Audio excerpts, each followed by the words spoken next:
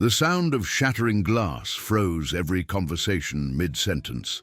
48 chairs scraped backward in perfect synchronization, and Daniel Pierce knew immediately that the morning had just taken a turn he hadn't anticipated. The man in the designer suit didn't understand yet what he'd walked into, but he would soon learn that some debts can't be calculated on a spreadsheet. 3 hours earlier, Daniel had checked the route one final time. The annual ride would take them through Riverside, Montana, straight past Maggie's Café, where the sister of a fallen Marine worked 6 days a week trying to keep her family afloat. What he hadn't expected was to arrive the same morning a certain bank executive would be there, the same man whose signature had condemned that family to financial ruin. Sometimes coincidence and justice arrive at the same intersection. Morning light filtered through the windows of Maggie's Café, illuminating the checkered floor tiles that had witnessed 40 years of small-town life. The establishment sat at the junction where Route 7 met Miller Avenue, a landmark that locals used for directions and travelers counted on for decent coffee and honest cooking. Catherine Wright wiped down the counter with methodical precision. At 26, she moved with the efficiency of someone who understood that wasted motion meant wasted time, and time was something she couldn't afford to squander. Her auburn hair was pulled into a practical bun, and the shadows beneath her eyes testified to nights spent at her mother's bedside rather than her own. The morning regulars occupied their usual spots, ranchers grabbing breakfast before dawn work, truck drivers on long hauls, and retired veterans who came as much for companionship as for the coffee. Each received Catherine's genuine smile, a small grace she refused to withhold despite the weight she carried. Dorothy Carlson emerged from the kitchen carrying plates, her movement still efficient at 68. She'd purchased Maggie's Café in 1989 after 2 decades as an army medic, and she ran it with the same blend of discipline and compassion that had defined her military service. Catherine delivered plates to a young couple with 2 children, their excitement over pancakes shaped like bears, bringing the first real smile to her face that morning. These small moments mattered, especially when larger joys seemed impossibly distant. Through the window, she noticed the first motorcycle pull into the lot, followed by another, then another. Within minutes, nearly 50 bikes filled the available spaces, their chrome reflecting the morning sun like signals. The riders dismounted with practiced coordination, men whose movements suggested years of synchronized action in far more dangerous circumstances. Dorothy noticed them too, a slight smile crossing her weathered features. The Iron Brotherhood is passing through. Your brother rode with them before he deployed. Catherine nodded, memories flooding back. These men had stood in the rain at Andrew's funeral, their leather vests soaked through, but their formation never wavering. They'd helped carry his flag-draped casket with a solemnity that spoke to bonds forged in places most Americans would never see. What Catherine didn't notice was the black Mercedes pulling into the lot moments later, its occupant oblivious to the gathering he was about to join. Daniel Pierce removed his helmet, revealing close-cropped silver hair that had once been regulation black. At 57, he carried the bearing of a man who had spent 25 years as a Marine Corps gunnery sergeant. His face showed the weathering of deployments to places where survival meant attention to detail and loyalty meant everything.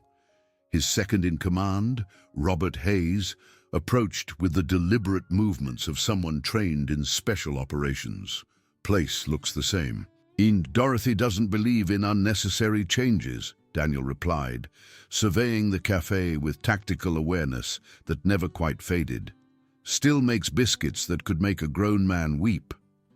The other riders assembled loosely around them, former Marines, Army Rangers, Navy SEALs, and Air Force pararescue men whose service spanned decades and conflicts, now bound by the road and the commitment to honor fallen brothers. "Everyone remember why we're here?" Daniel said quietly. Andrew Wright died pulling 4 men from a burning vehicle under enemy fire. Today we pay respects at his memorial, and we check on his family. Nothing more, nothing less. Inside the cafe, Catherine's professional composure wavered slightly as the Iron Brotherhood entered. Seeing them brought both comfort and pain, reminders of Andrew's sacrifice and the community that refused to forget it. Daniel approached the counter, his expression softening.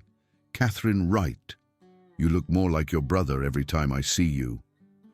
"Daniel Pierce," she replied, genuine warmth breaking through her fatigue. "I heard rumors you might be passing through."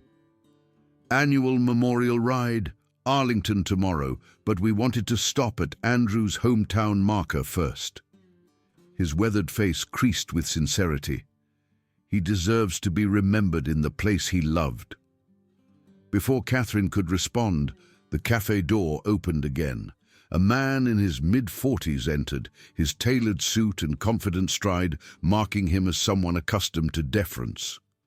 Preston Caldwell barely glanced at the gathering of veterans as he took a seat at the counter, immediately focusing on his phone.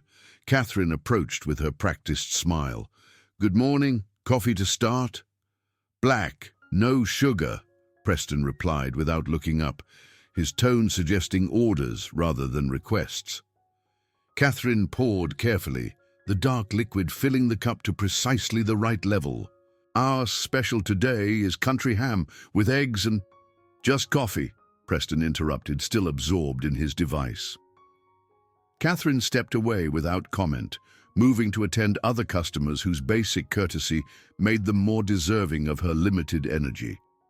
She didn't see Preston's eyes finally lift from his phone to watch her retreat, a flicker of recognition crossing his features before being deliberately suppressed. Preston Caldwell knew exactly who she was. Catherine Wright, daughter of Ellen Wright, sister of Staff Sergeant Andrew Wright. The same family whose mortgage extension he'd personally denied, whose medical loan he'd rejected despite circumstances that would have moved anyone with functioning empathy. His phone buzzed with a call from his superior. "Preston, are you at the Riverside branch yet?" "Having coffee first. The meeting's still scheduled for 9. There's been a change. We need the closure finalized today, not next week. The FDIC is asking questions about our capital ratios." Preston frowned. "That's going to create problems with the local community. We promised them time to—" "I don't care what you promise some small-town council. Get it done or find another position." The call ended abruptly, leaving Preston staring at his phone. The public rebuke stung, but the pressure from corporate headquarters had been mounting weekly. His career advancement depended on executing these directives efficiently, regardless of local impact. He reached for his coffee, hand trembling slightly from stress and caffeine, accidentally bumping Catherine's arm as she passed. Hot liquid splashed across the counter and onto his sleeve. "Watch what you're doing!" The sharpness of his voice cut through the ambient conversation. Catherine's face flushed. "I'm so sorry. Let me get towels." Preston stood, brushing at his sleeve. "Do you have any idea what this suit costs?" "More than you make in a month, probably." The cruelty was calculated, an assertion of dominance through humiliation. Catherine said nothing, gathering napkins with controlled movements, her dignity intact despite the assault. From the veterans' tables, 48 pairs of eyes tracked the interaction. Daniel's expression went very still, his posture reminiscent of moments before combat when assessment preceded action. Robert leaned close, whispering something that caused Daniel to nod slightly but make no other movement. Preston, oblivious to the gathering attention, continued his complaint. "I have a meeting with the bank board in an hour. What am I supposed to do now?" Dorothy appeared from behind the counter. "Sir, accidents happen. We'll cover dry cleaning if necessary." Preston scoffed, tossing a $20 bill on the counter. "Keep the change. Maybe it'll cover some training in basic competence." Catherine straightened. meeting his eyes directly for the first time. Something in her gaze, perhaps the same determination that had characterized her brother, caused Preston to pause. "Thank you," she said steadily. "My brother died making sure people like you could have their morning coffee in peace. The least I can do is pour it well." The reference to her brother struck Preston visibly. For a moment, genuine shame flickered across his features before being replaced by defensive anger. "Don't guilt me with family stories," he said, lowering his voice but sharpening its edge. "Your brother chose his path. You chose yours. One just happens to be more important than the other." The deliberate cruelty hung in the air like smoke. Catherine's composure finally cracked, tears threatening to spill as she turned away. Preston gathered his briefcase, a mean satisfaction warming him. He'd reasserted control, put the waitress in her place. As he turned to leave, he nearly collided with Daniel Pierce, who now stood directly in his path. "Excuse me," Preston said, less request than command. Daniel didn't move. "I think you owe the young lady an apology." Preston blinked, surprised. He glanced around, suddenly aware that the cafe had gone completely silent, that 48 veterans were watching with focused attention. "This doesn't concern you," Preston said, attempting to sidestep. Daniel shifted slightly, maintaining the blockade. "When you disrespect the sister of a fallen Marine, it concerns all of us." "Are you threatening me?" Preston's voice rose slightly. "Because I don't respond well to threats." "No threats," Daniel replied evenly. "Just a simple matter of respect." Preston tried to push past, his briefcase swinging wide and knocking over a fresh cup of coffee that splashed directly onto Catherine's uniform. She gasped in pain, but made no other sound. "Maybe you should watch where you're standing," Preston said, blaming her for his carelessness. The sound of chairs scraping across the floor filled the cafe as 48 veterans rose in perfect unison. Daniel's voice remained quiet, but carried to every corner. "I think you need to reconsider your position." Preston finally registered the full situation. 48 combat veterans standing, their expressions ranging from disappointment to barely contained fury. For the first time, genuine fear flickered across his face. "What is this? Some kind of intimidation?" His voice cracked slightly. "Do you know who I am?" Daniel's response was calm but definitive. "We know exactly who you are, Preston Caldwell. The question is whether you understand who we are, or more importantly, who she is." In the small back room where staff took breaks, Catherine pressed a cold towel against the burn on her chest. The physical pain was manageable compared to the accumulated weight of indignity and struggle. She stared at the photograph taped inside her locker, 3 people in uniform, smiling with unguarded joy. Her father, Colonel Michael Wright, stood on the left. On the right was Catherine herself in her medical school whites. Between them stood Andrew in his marine dress blues, the gold bars of a newly commissioned lieutenant gleaming. That photo was taken 3 years ago. 2 weeks later, her father collapsed from a massive heart attack. 6 months after that, Andrew deployed. And 18 months ago, 2 Marines appeared at their door with news that shattered everything.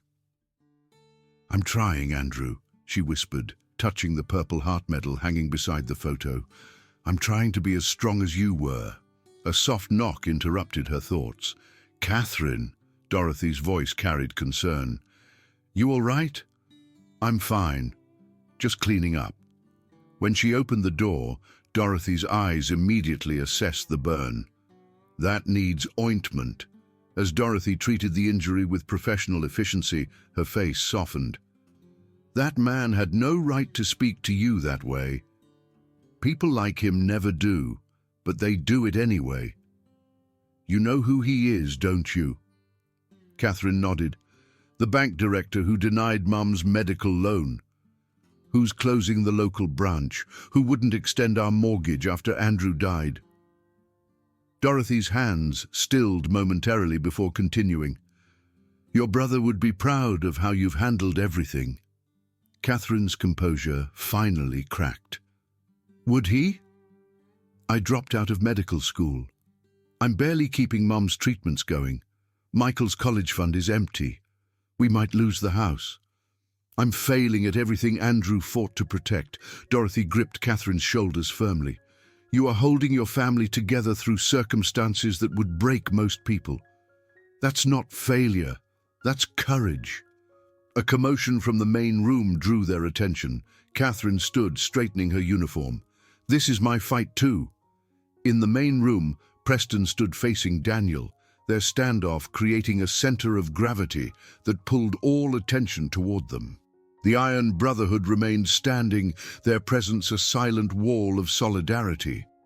You don't understand what you're interfering with, Preston was saying. Bank decisions are based on financial metrics, not personal feelings. Interesting, Daniel replied conversationally.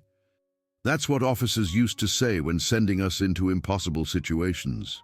It's not personal, it's strategic. Funny how it's always personal for the people bleeding. Preston's face flushed. This is completely different. Is it? You denied Ellen Wright's medical loan 1 week after receiving her son's death certificate, a son who died saving 4 American soldiers. That timing feels personal to me. The revelation that Daniel knew these specific details visibly shook Preston. How did you... That's confidential banking information. Riverside's a small town, Robert interjected. Word gets around, especially when you're foreclosing on a Gold Star family's home. Another veteran spoke up. That's not just bad business. That's un-American. Preston's expression hardened as he looked around, realizing he was surrounded by men who viewed his actions through a moral lens he'd long discarded as impractical. You don't understand modern banking complexities, he began. We understand loyalty, Daniel interrupted quietly. We understand that when someone gives everything for their country, the least their country can do is make sure their mother doesn't lose her home while fighting cancer. Preston tried again to leave, but Daniel remained immovable. Andrew Wright saved my men outside Kandahar province. Taliban ambush. IED took out the lead vehicle. Andrew could have stayed in cover, called for air support. Instead, he ran into open ground under heavy fire to reach that burning vehicle. Pulled out 4 men before the ammunition started cooking off. The last man he dragged 100 yards with a bullet in his own leg.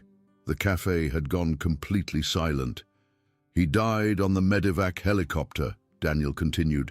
Last words were asking about his men. Wanted to know if they'd made it. That's who Andrew Wright was, someone who put others before himself even when it cost everything. Preston swallowed hard. That's regrettable, but it doesn't change banking regulations. A bitter laugh came from Robert. Regrettable. You hear that, Daniel?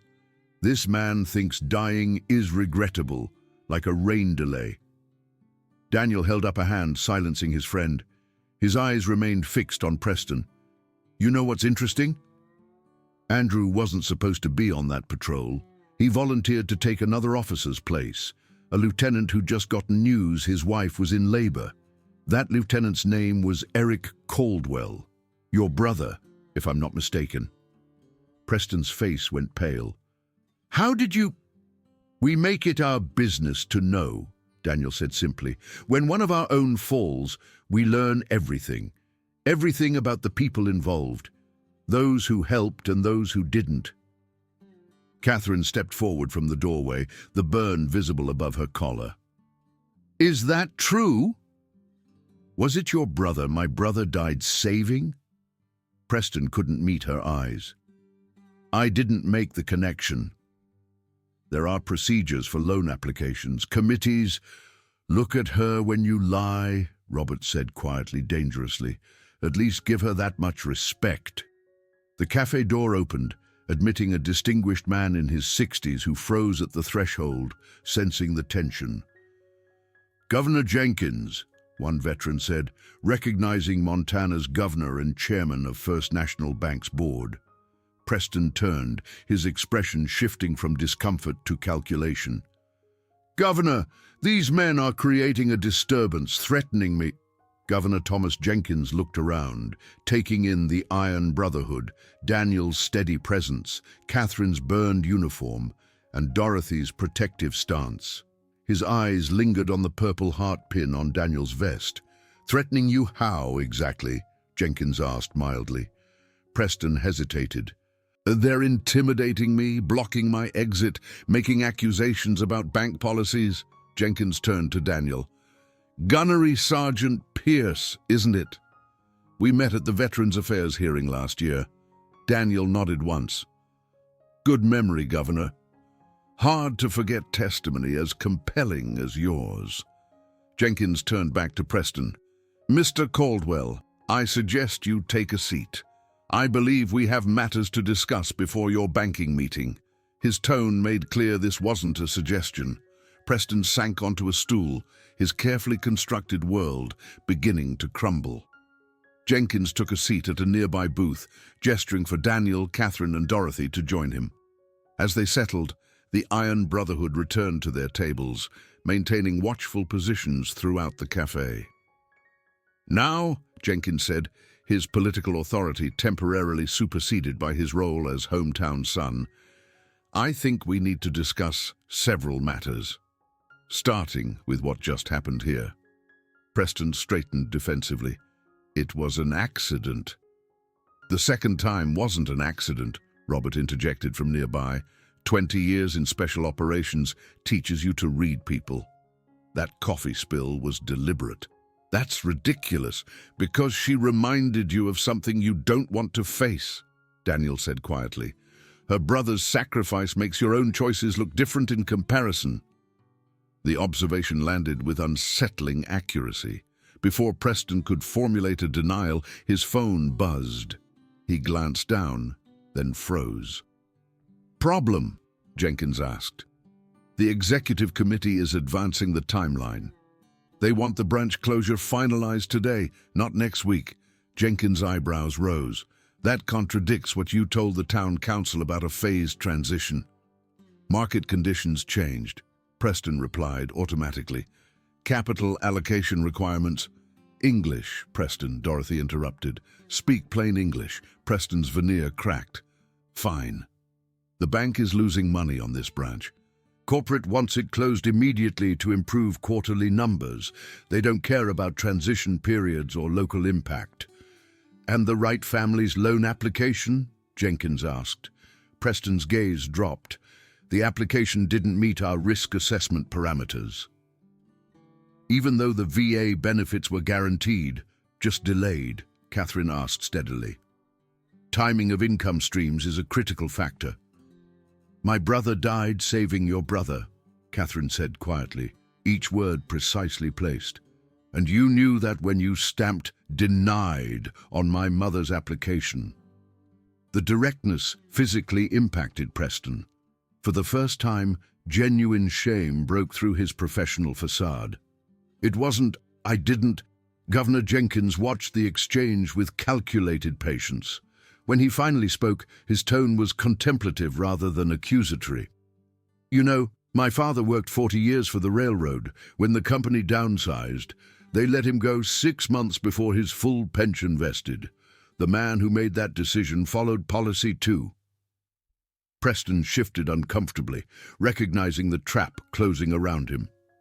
"The question facing you now," Jenkins continued, "isn't about banking regulations.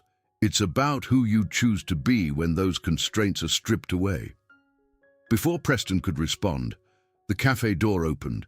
A young woman in her early 20s paused inside, her eyes widening as she took in the unusual scene. "Dad," she said, her questioning gaze finding Preston. Preston's transformation was immediate and revelatory. The corporate mask fell away completely, replaced by something softer and more vulnerable. "Allison, what are you doing here? I thought you were at college." Allison Caldwell approached carefully. "Mom called. Said you were closing the branch today instead of next week. I drove all night. Why would you? Because Jennifer Hayes is my roommate. Her parents' farm equipment loan is with this branch. They won't qualify under corporate formulas, even though they haven't missed a payment in 30 years. The personal connection visibly rocked Preston. Allison, I'm just following procedures. Stop it, Dad. She cut him off, disappointment evident. Stop hiding behind procedures. This isn't who you are. At least it's not who you used to be. Her gaze shifted, noticing Catherine. What happened? Before Catherine could respond, Daniel stepped forward. There was an incident with some coffee. Allison looked from Daniel to her father, understanding dawning. Dad, did you? It was an accident, Preston said quickly, conviction eroded. Allison studied her father's face with the insight of someone who'd spent a lifetime decoding his expressions. Like the Robertson foreclosure was an unfortunate necessity. Preston flinched. That's not fair. You don't understand the complexities. I understand plenty. I'm studying banking ethics at university. Remember the class you thought was a waste of time? The revelation added another layer of discomfort to Preston's precarious position. This isn't the place for this discussion, he said weakly. Actually, Jenkins interjected gently, I think this might be exactly the right place. Allison's attention shifted to Jenkins, recognition dawning. Governor Jenkins, I attended your lecture on community banking models last semester. Jenkins nodded, genuinely pleased. Professor Harrison's seminar. You asked the most insightful question I'd heard in years. He gestured to the booth. Please join us. As Allison slid in beside her father, Preston's last defenses crumbled. He looked down at his hands, somehow feeling empty despite their presence.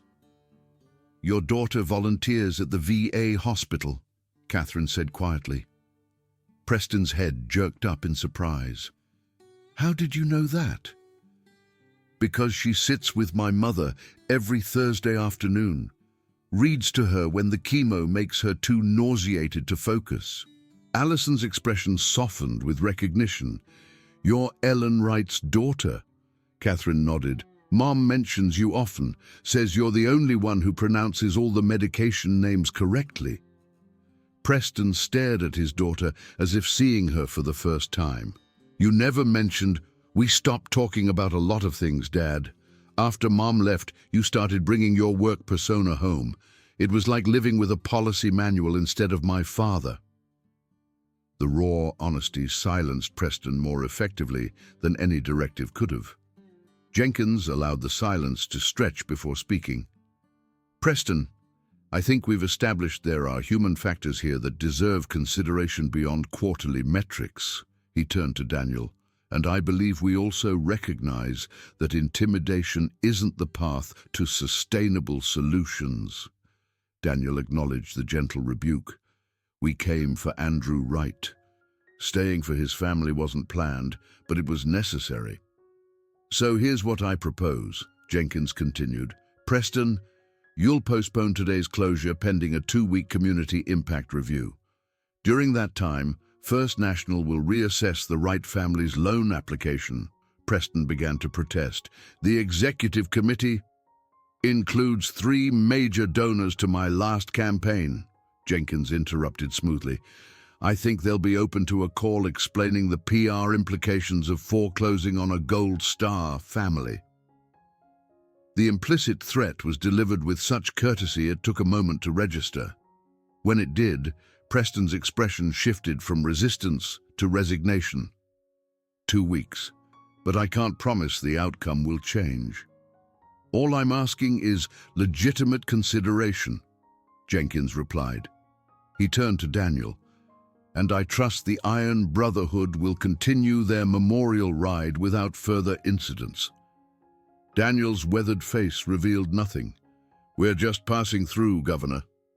Paying respects and making sure families are treated with honor. Dorothy approached with fresh coffee, Seems everyone could use a moment to catch their breath. I've got fresh biscuits that won't serve themselves." The simple offer broke the tension in ways negotiation couldn't. Jenkins smiled appreciatively. "Dorothy's biscuits are worth extending this meeting for." A hint of genuine amusement flickered across Preston's face. Perhaps the first authentic emotion he'd displayed all morning that wasn't defensive. Robert approached the booth, his posture respectful but determined. He leaned down to speak quietly to Daniel. "Call came in from Arlington. Development with Andrew's medal review." Daniel's expression remained neutral, but subtle tension betrayed the significance. He nodded to Robert before addressing the booth. "Governor, if you'll excuse me." As Daniel rose and followed Robert to a quieter corner, Preston watched with narrowed eyes. "What medal review?" Catherine hesitated, uncertain how much to reveal. But something in Allison's encouraging expression prompted her to answer. "My brother was recommended for the Silver Star posthumously, but there was an administrative issue with the paperwork." "What kind of issue?" Jenkins asked. "The after-action reports were inconsistent." The officer who should have verified Andrew's actions was medevaced with severe injuries before completing his statement. "What officer?" Preston asked, though his expression suggested he already suspected the answer. "Lieutenant Eric Caldwell," Catherine replied, watching Preston's face. "Your brother." The confirmation landed like a physical blow. Allison turned to her father, confusion and concern evident. "Dad, what does this have to do with us?" Preston couldn't meet his daughter's gaze. Eric was injured badly, traumatic brain injury, memory issues. When he recovered enough to give his statement, the details weren't clear. "So Andrew didn't get the recognition he deserved because your brother couldn't remember?" Allison asked, disappointment cutting deep. "It's more complicated," Preston began. "Actually," Jenkins interrupted gently, "I suspect it's exactly that simple. And perhaps that's where the real story begins." Daniel returned to the booth, his expression grave. "Governor, we may need your assistance with military recognition. The Medal Review Board is reconsidering Staff Sergeant Wright's Silver Star, but they're encountering resistance from someone high up in Veterans Affairs." Understanding dawned in Jenkins's expression. "Would you happen to know anything about this, Preston?" Perhaps through family connections. The direct question stripped away Preston's remaining defenses. "Uncle William might have mentioned it. He was concerned about Eric's reputation if the full story came out."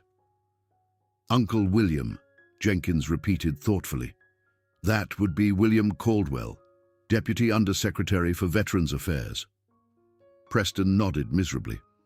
"So let me understand," Jenkins continued, his tone conversational but carrying steel beneath. "Your family has been blocking posthumous recognition of a soldier who died saving your brother's life, while simultaneously denying financial assistance to his cancer-stricken mother and foreclosing on their home." When framed so directly, the moral bankruptcy was impossible to ignore. Preston seemed to physically diminish, the accumulated weight of compromised principles finally becoming too heavy. Allison stared at her father, her expression a complex mixture of disappointment and dawning horror. "Dad, tell me you didn't know all this when you rejected their loan application." Preston's silence was answer enough. The booth fell quiet, the only sound the ambient noise of the cafe, coffee cups against saucers, gentle conversation, the rhythmic scraping of spatulas on the grill. Dorothy appeared with plates of biscuits, creating a momentary reprieve. She set them down, her eyes taking in the changed atmosphere. "Everything all right?" "I'm just coming to some difficult realizations," Jenkins replied diplomatically. "Food helps with thinking," Dorothy said, glancing at Preston with an expression not unkind, despite everything.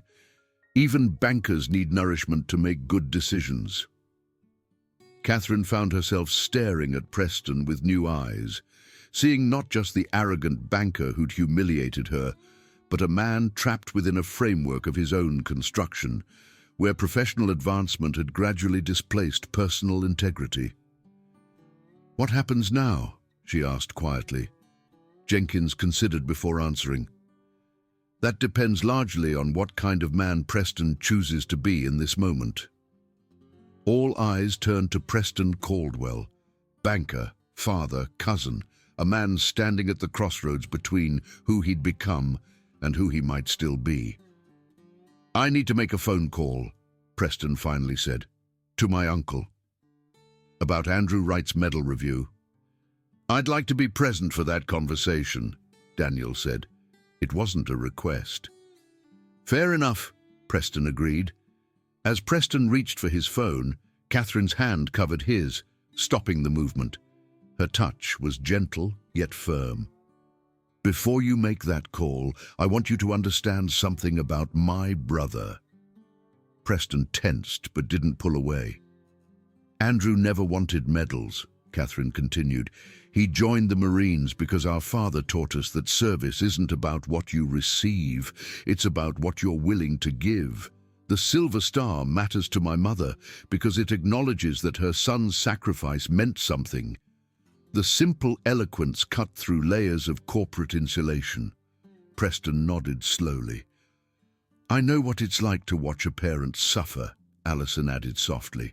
"When Mum left and Dad retreated into work, I felt like I was losing them both." The unexpected parallel created a bridge of empathy where none had existed before. "Make the call, Preston," Jenkins suggested gently. "Not as a banker or a Caldwell, but as a father who understands what family truly means." Preston stood, gesturing for Daniel to join him. "We'll use Dorothy's office." In Dorothy's small office, Preston stared at his phone for a long moment before making the call. Daniel stood nearby, his posture relaxed yet attentive, while Robert positioned himself near the door. Preston pressed the contact for William Caldwell, putting the call on speaker. "William Caldwell." "Uncle William, it's Preston. I'm here with Gunnery Sergeant Daniel Pierce. He's concerned about the medal review for Staff Sergeant Andrew Wright." A brief silence followed. "That matter is proceeding through appropriate channels. Though I'm curious why you're involving yourself." Daniel stepped closer. "With respect, sir, this has everything to do with your nephew Eric, whose life Andrew Wright saved at the cost of his own." Another pause, longer this time. "Who exactly am I speaking with?" "Gunnery Sergeant Pierce, sir. I commanded the unit Staff Sergeant Wright was serving with when he died saving your nephew and 3 other Marines." "I see. And what exactly is your interest?" "My interest is ensuring a man who died heroically receives the recognition he earned. The same recognition your office has been systematically blocking. That's a serious accusation." "Uncle William," Preston interrupted, surprising himself with his firmness. "We know you've been using your position to delay the review because you're concerned about how it might affect Eric's reputation." The silence was damning. "Preston, you need to remove yourself from this situation. Family matters should remain private." Preston glanced at Daniel, whose steady gaze offered neither pressure nor release, only the clear expectation of choosing right over convenience. "Andrew Wright's family is suffering too. His mother has cancer. First National, I, denied their hardship loan and began foreclosure proceedings." "That's unfortunate, but hardly relevant." "It's all connected," Preston insisted. "The same family connections that led me to deny their loan are the ones you're using to block Andrew's Silver Star." "You're making a serious mistake, Preston." Preston took a deep breath. "No, Uncle William. The mistake was forgetting what Dad always told us about debt and honor. A Caldwell always pays what he owes. We owe Andrew Wright and his family a debt that can't be calculated on a balance sheet. This conversation is over." "Actually, sir," Daniel interjected calmly. "Governor Jenkins would like to speak with you about the Wright case. He's particularly interested in how the Deputy Undersecretary came to take personal interest in delaying a medal review. The mention of Jenkins changed everything. William's response came carefully measured. Governor Jenkins is involved." "Directly," Daniel confirmed. The implicit threat was clear. For a career bureaucrat, such exposure represented the gravest threat. "I may have been overly cautious in my approach," William conceded tactically. "In light of new information, I'll personally ensure the case receives expedited consideration." "Thank you, Uncle William," Preston said. "And the loan application, the Wright family's loan, will be approved under my personal authority, with terms that acknowledge their special circumstances. I'll also be recommending First National establish a Veterans Assistance Program." The silence suggested William was reassessing his nephew.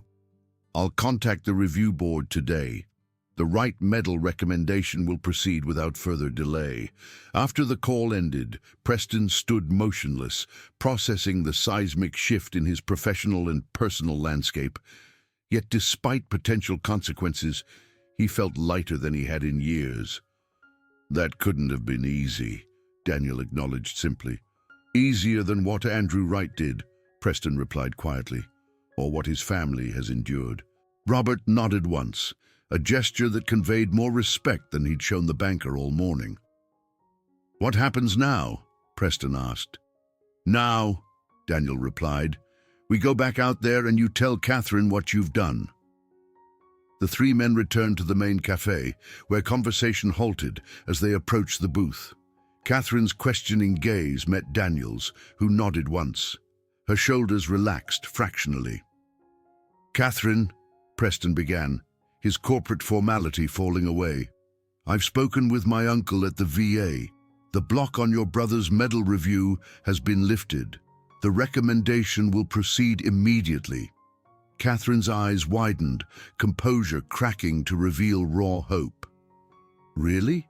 After all this time?"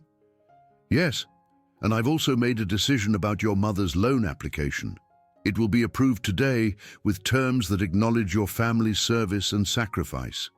Tears welled in Catherine's eyes, despite her efforts to maintain control. "Thank you." Preston shook his head slightly.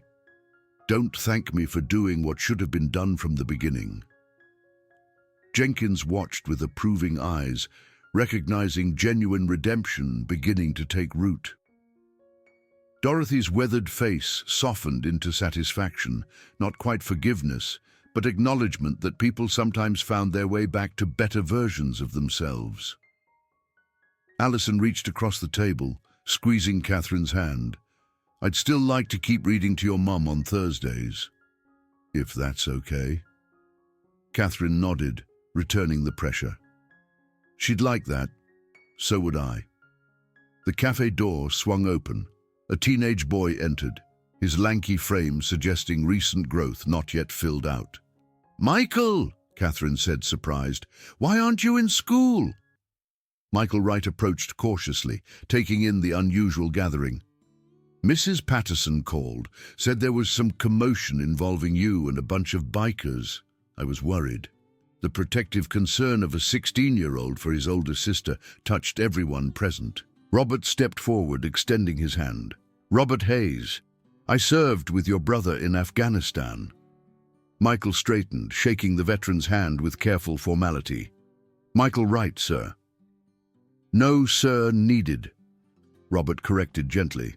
"I worked for a living." The inside joke brought a ghost of a smile to Michael's face. "These men are the Iron Brotherhood," Catherine explained. "They came to pay respects to Andrew at the memorial site." "Today's the anniversary," Michael said quietly. "I was going to go after school."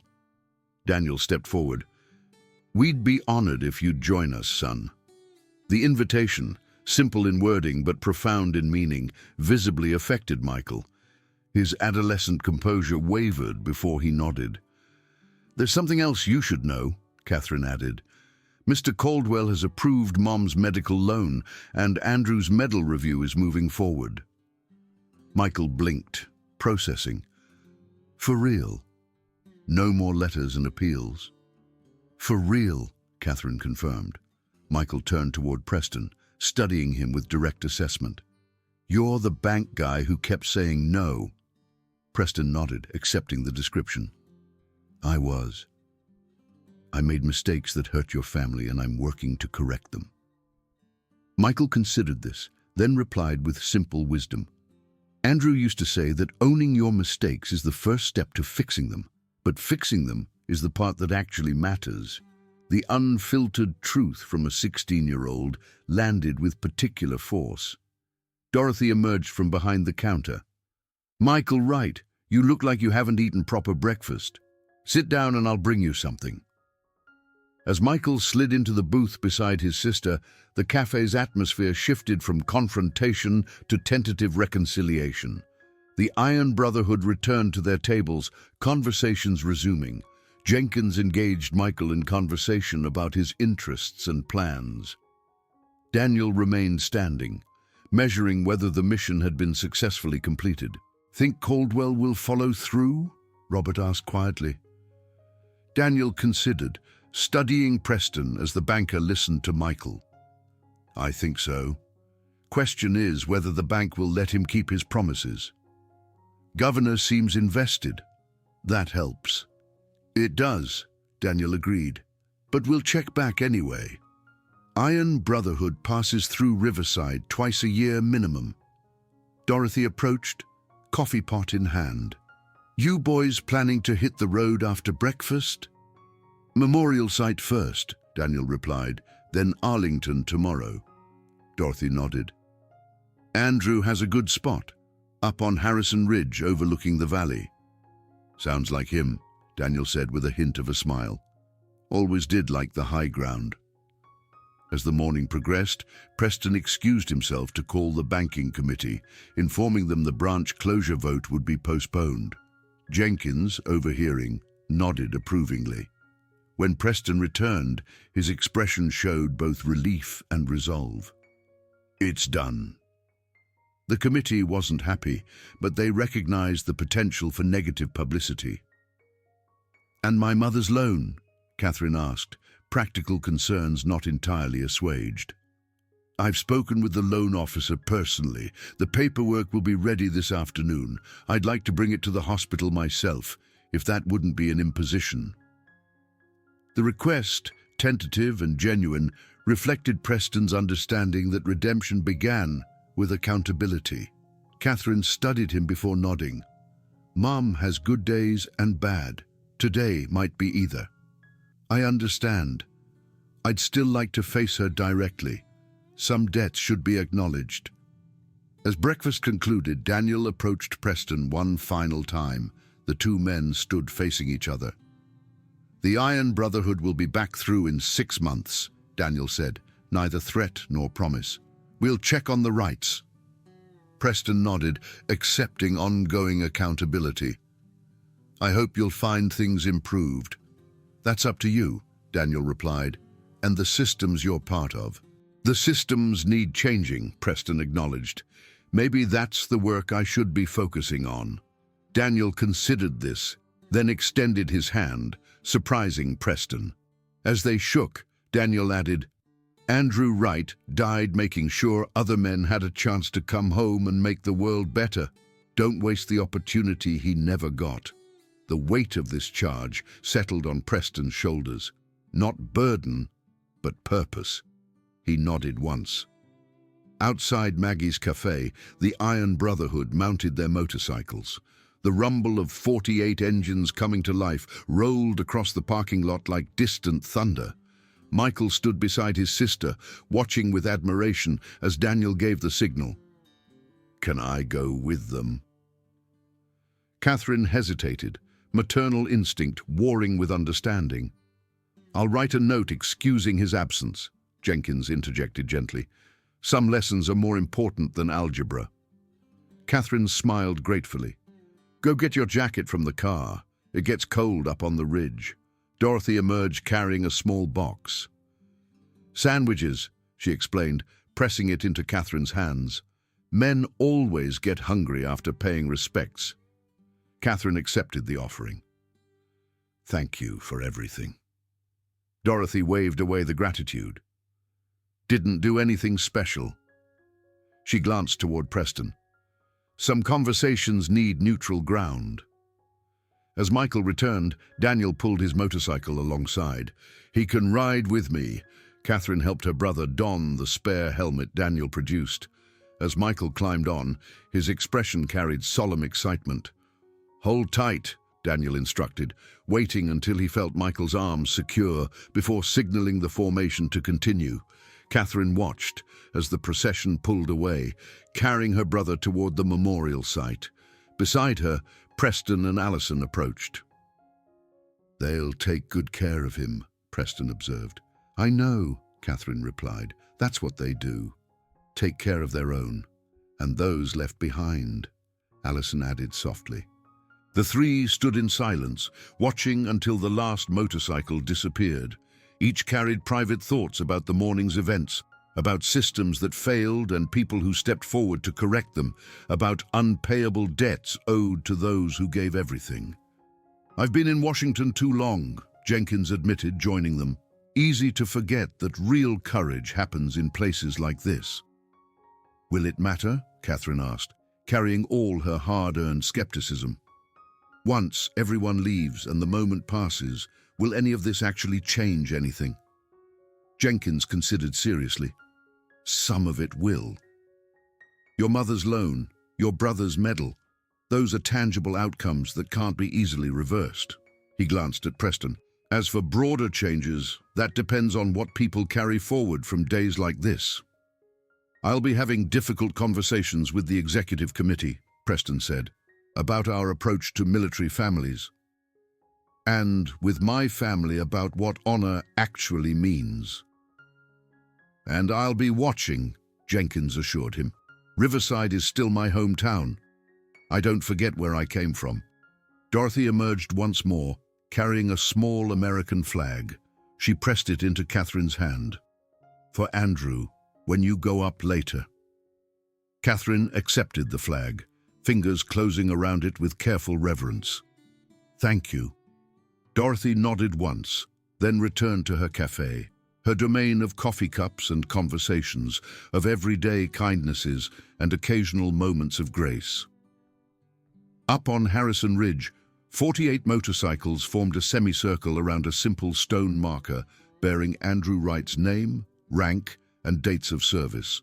Michael stood beside Daniel as the veterans paid their respects one by one, some offering salutes, others leaving coins on the marker, all acknowledging brotherhood that transcended death. In town, Catherine watched the road leading toward the ridge, knowing that whatever happened next, with the loan, the medal review, all the promises made, her brother's legacy continued. Not just in stone memorials or posthumous medals, but in lives he'd touched and values he'd embodied. And in a small Montana town where Maggie's Café stood as it had for decades, witness to daily dramas of ordinary lives, the story of that morning would be told and retold. How 48 Iron Brotherhood members had stood for one fallen Marine and his family. How systems designed to protect the powerful had yielded to human decency. How honor and obligation sometimes required standing firm against easier paths. It wasn't a perfect resolution. Life rarely offered those, but it was a moment when better angels had prevailed, when shared humanity had overcome institutional indifference, when people had chosen to be their best selves rather than their most convenient ones. For Catherine Wright, standing in morning sunlight with a small American flag in her hand and 18 months of struggle beginning to lighten, that possibility was enough for now. Tomorrow would bring its own challenges, but today had brought something unexpected and precious, the reminder that even in a world where systems often failed those who needed them most, individuals could still choose to stand for what was right. And sometimes, when enough individuals made that choice together, even the most rigid systems began to bend toward justice.